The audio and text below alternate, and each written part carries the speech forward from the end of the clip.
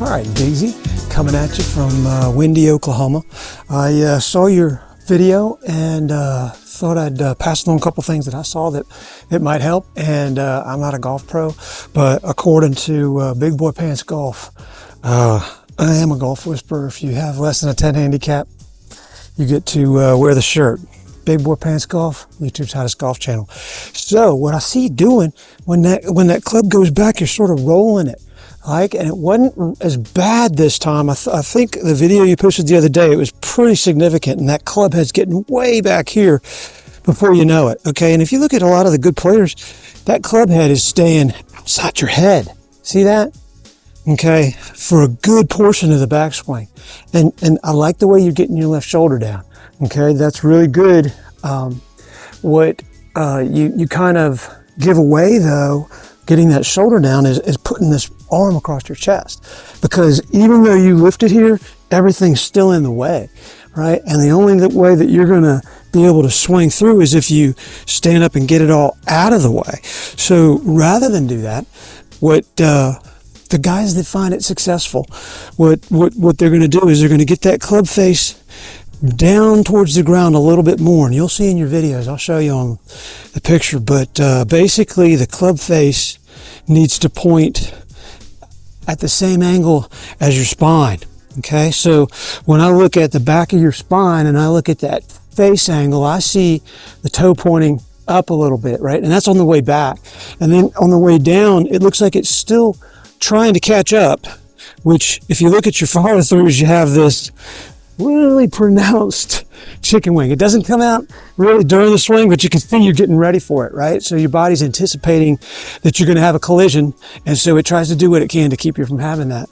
So you sort of picked up, I guess, on that keeping that right shoulder from going out, because on the good swing, that right shoulder is going to stay down along the inside of the left shoulder for as long as it can. It's going to have to go out once your hip's clear, right? And the shoulder's clear.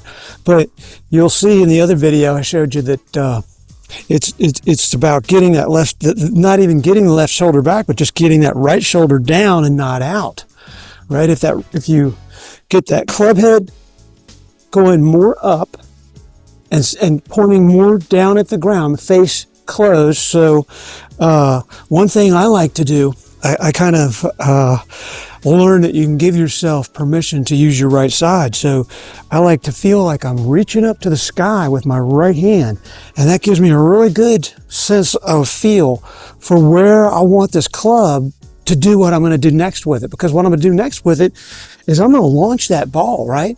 Well, I'm just going to swing through it as hard as I can, and I'm not going to have to stop and stand up because I'm about to crunch the ground. I can keep on going all the way through. So that's what I want to get, that feeling, right? It's very difficult if you get that club back here to feel like you can hit that ball without moving this shoulder forward, right? The only way for you to hit it is to get that shoulder forward, or you're going to have to somehow stand up to give yourself some room, or a combination of those. And that's what I see going on, is sort of a combination. And the good days, your timing's there. The bad days, you wonder what happened, right? So what I've found success with it basically is about making better misses, right? It's not that I can hit perfect shots. It's just that my misses are more playable. I did play 68 holes with one ball until I finally lost it one day when I was walking 18, and on the 16th hole, I got tired and I topped my tee shot into about 8 inches of grass, about 20 yards out. What a sad way to lose a ball that had stuck with me all those holes. So I think really the way that you're swinging, if you can focus more on keeping that left shoulder going down like you're doing it, and not letting that right shoulder go backwards. Okay, so when that left shoulder goes down, go ahead and let that right shoulder turn with it, right? Well, that's going to shove your right ass cheek back. Guess what? You're doing great. I see on your backswing, you kind of get that right leg a little bit extended. That's good to give you some room to get that. But another little feel you can get is to kind of feel like you're pushing that right cheek back, and then you're starting your swing. You are going to find you get some total depth when you do that, because this is the key. So many guys get the lesson where you're supposed to try and on your downswing you've gone back and you're supposed to keep your butt cheeks on the wall. Nobody can do that. That's the hardest drill in the world, and it doesn't teach you the right move. What you're trying to do is to basically give yourself that freedom, that you're going to throw this club and you got to get it under this table so you don't even think about the legs. They become automatic, right? Don't worry about your legs. They're going to get out of the way when you're doing the right thing with the body. And as far as sequencing, it's so hard to sequence with the left side, right? Because there's really only one thing the left side can do, and it's real good at hitting behind the ball. But you need that right side that can kind of shallow out the bottom of that swing to give you a stable, smooth, straight club face. So, takeaways. Take it back more vertically. Keep the face pointed more down at the ground. Learn to hit the 100-yard 7-irons.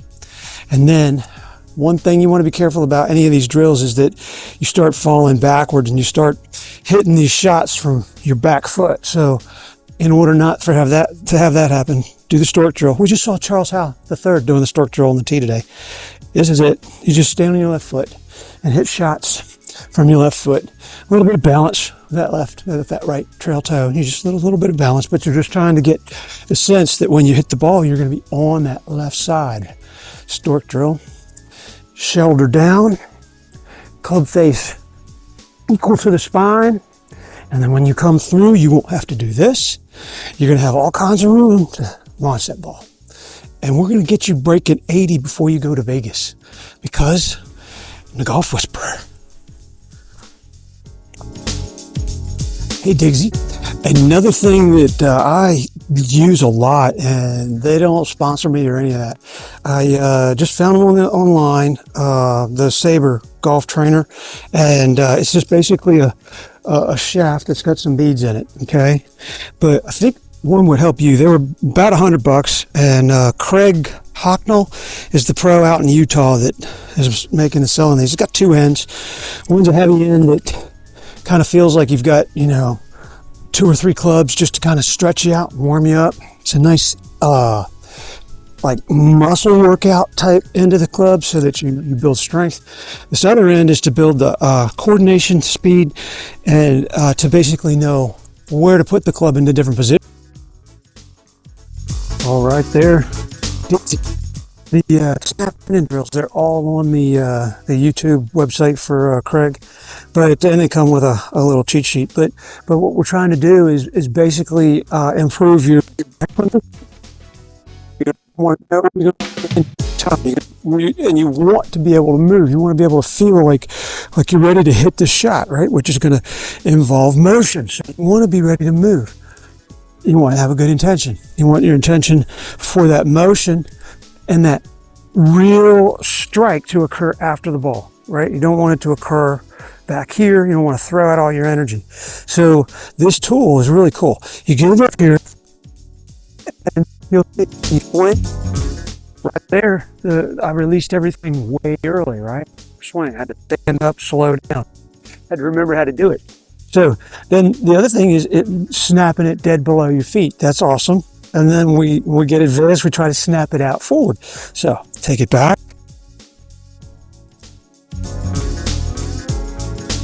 Okay. Take it back. Now I'm going to try to snap. Try to snap it here, snap it there, snap it there. When people think about lag, they think that they're trying to hold the club. You're not. What you're trying to do is to really accelerate the club as hard as you can, trying to snap it out there.